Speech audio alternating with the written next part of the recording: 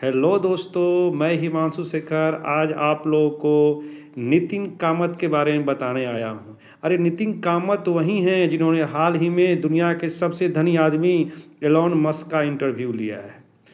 लेकिन थोड़ा मैं निखिल कामत के बारे में ही बताना चाहूँगा। निखिल कामत भारत के एक सफल उद्यमी हैं और उन्होंने अपने भाई के साथ मिलकर जीरोधा नाम के एक ऑनलाइन ट्रेडिंग कंपनी की शुरुआत की थी और लाखों लोगों को शेयर मार्केट से ऑनलाइन तरीके से जोड़ने का काम किया। यानी इंडिया में आज लाखों लोग जो ऑनलाइन ट्रेडिंग करते हैं, इसका श्रेय अगर दिया जाए तो जीरोधा कंपनी और उनके फाउंडर निखिल कामत को दिया जाना चाहिए। निखिल कामत का एक छोटा सा ये इंट्रोडक्शन रहा। अब मैं आता हूँ इन एलन मस्क के साथ इनके इंटरव्यू के।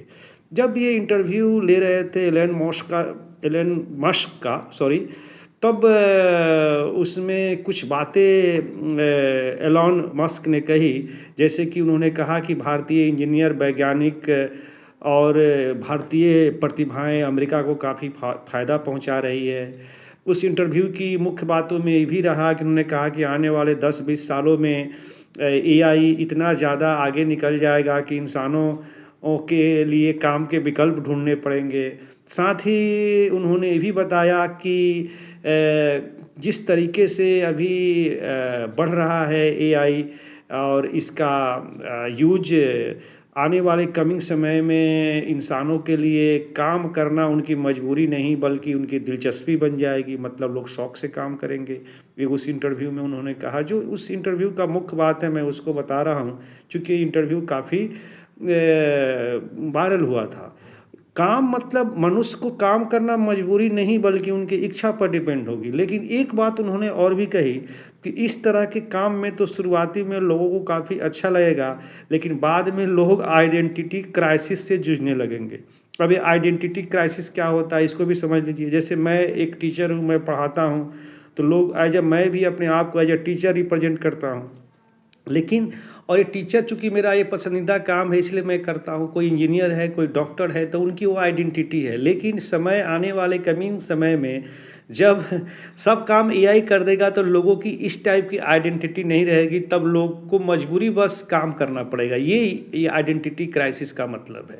उन्होंने साथ ही ये भी कहा कि आने वाले कमिंग समय में अगर एआई की चुनौती से निपटना है तो आदमी को क्रिएटिविटी, क्यूरियोसिटी और प्रॉब्लम सॉल्विंग टाइप की एक्टिविटी पर ध्यान देना होगा और वैसे स्किल को डेवलप करना होगा। ये रहा उनके इंटरव्यू का मुख्य बात। साथ ही साथ उन्होंने अपने ज़िंदगी के बारे में, अपने पर्सनल बात भी इस बात में बताया। उन्होंने भारत से अपने लगाव के बारे में बताया, उनकी पत्नी का भारत से लगाव के बारे में बताया और उन्होंने ये भी बताया कि उनके एक बेटे का नाम शेखर है।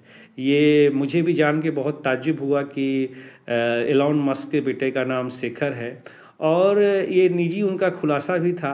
साथ ही उन्होंने ये भी बताया कि टैरिफ जो वार बीच में अमेरिका और इंडिया के बीच हुआ था, उसको लेकर के उन्होंने ट्रंप प्रशासन से बात की थी कि इससे वैश्विक स्तर पर व्यापार काफ़ी प्रभावित होंगे, लेकिन उन्होंने माना नहीं।